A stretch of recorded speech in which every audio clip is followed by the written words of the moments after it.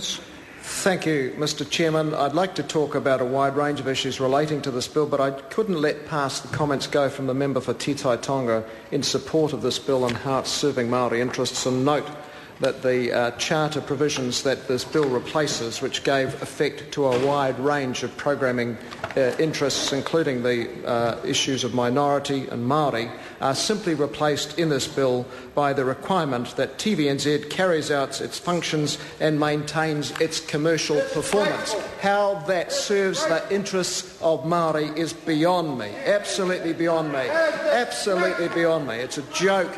It's a joke to say that this bill serves the interests of Māori or any other New Zealander.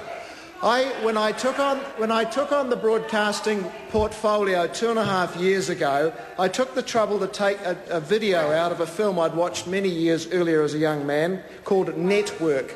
It starred Peter Finch as a television anchor in America who was sacked because the ratings of the channel he was a frontman for were falling. On the last night that he was on air, he went mad. The ratings soared, and he was kept on air by the new marketing executive on that channel as the ratings climbed, and they brought into the news hour people like Sybil the Psychic, I suppose some latter-day equivalent to Ken Moon, and the program got more and more bizarre as this madman fronted it. And finally, in the coup de grace, the television executives ordered the assassination of the anchor to really put the ratings through the stratosphere. That is what this bill is actually about. It's actually a portent of where we are going with television in this country. It is a disgraceful bill. It will lead to an increasingly disgraceful television New Zealand.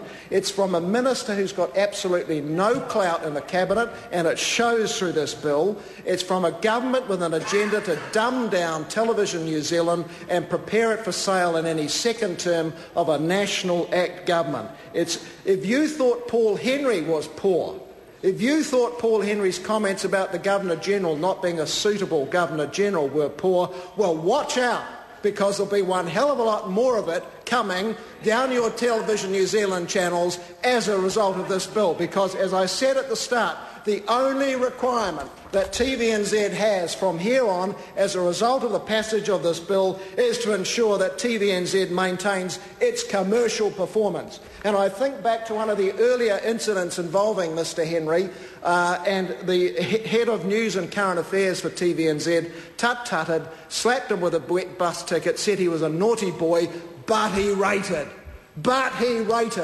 And we've got another parallel with this in respect of the actions by TVNZ and TV3 against the Broadcasting Standards Authority, because the Broadcasting Standards Authority tried to suggest that a program airing on TV2, one of our state broadcasting channels called Hung, which showed a man performing oral sex upon a woman, might not be worthy of broadcasting on the state channel. And TVNZ and TV3 ganged up against the Broadcasting Standards Authority because they do not want any constraint on the commercial objectives. And if you are going to try and put up a Māori program against anything with that kind of content, you are going to lose big time. Order. That is why you need a...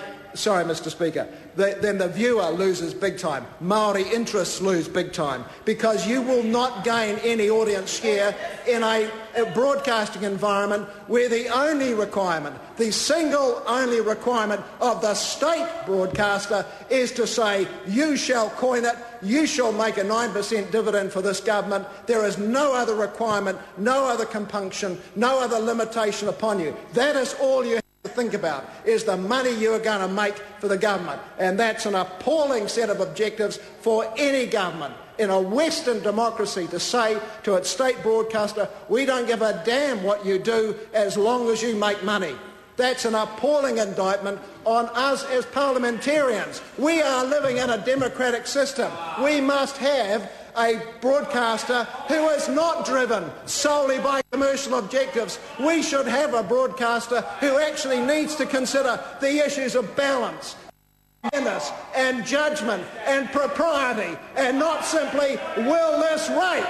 Will this make us more and more money for the government? Because that's what they are telling us we want. This is an indictment of this government. It absolutely symbolises this government. It says everything about this government. It comes down to commercial performance. That's the only measure that counts for this government opposite. It's an appalling indictment upon them.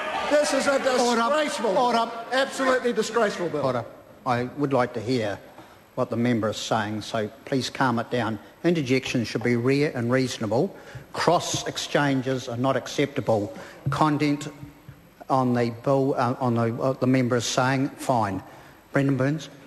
Thank you, Mr. Speaker. This bill absolutely is an appalling indictment of this government and the approach it's taking. It's replacing the TVNZ Charter, which required the state broadcaster to consider a range of issues, a range of concerns, minority interests, Māori interests, people with disabilities, people who wanted to see programs which weren't driven by the commercial objectives, and it simply says don't worry about any of those considerations. All you have to do is make as much loot as possible. And as I've said, if we think that we've seen the worst already in respect of our state broadcaster, we have not really seen anything else. And I'll say this also in respect of this bill. This is part of an agenda towards the privatisation of television in New Zealand. You were denying ministers and members opposite. Ministers and members opposite were denying that they were going to have any privatisation, and then suddenly in the last few months it's become clear that yes, we're going to see the sale of state assets to 49%.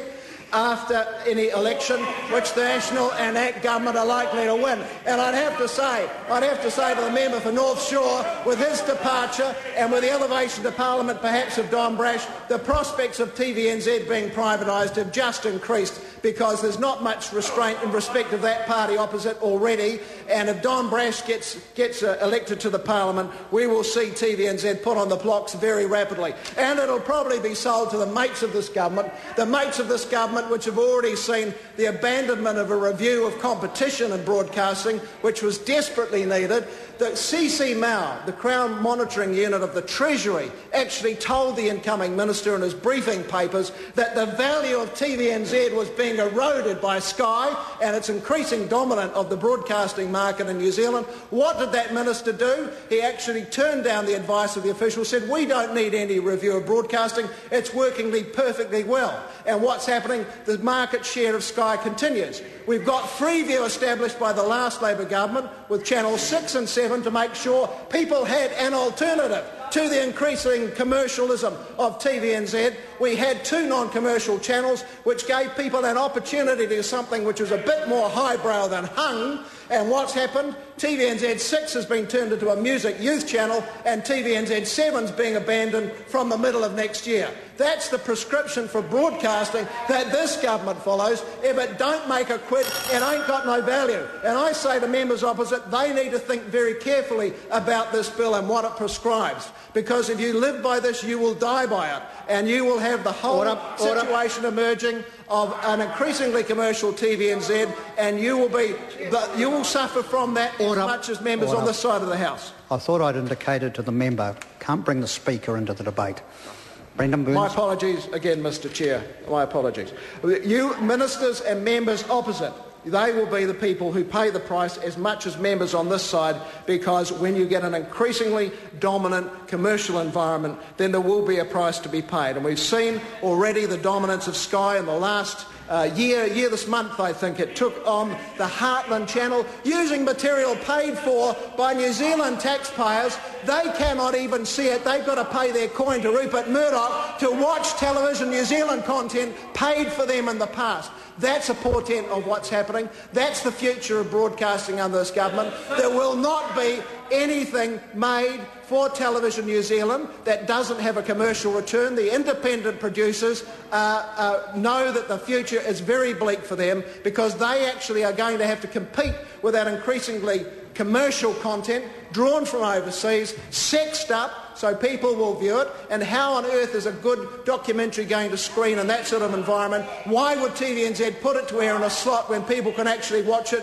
when they can buy Hung and other programs at a tenth of the price from overseas, sex it up, maximise the audience, increase the revenues, pay the 9% return to the government. That is what this is about, alongside the $43 million sweetheart deal to MediaWorks. That's the portent of what this government is about in respect of broadcasting. It's an appalling bill. It's a disgraceful bill. We as parliamentarians, who are at the forefront of democracy, should stand against this bill. Sorry to interrupt the honourable member. His time has expired.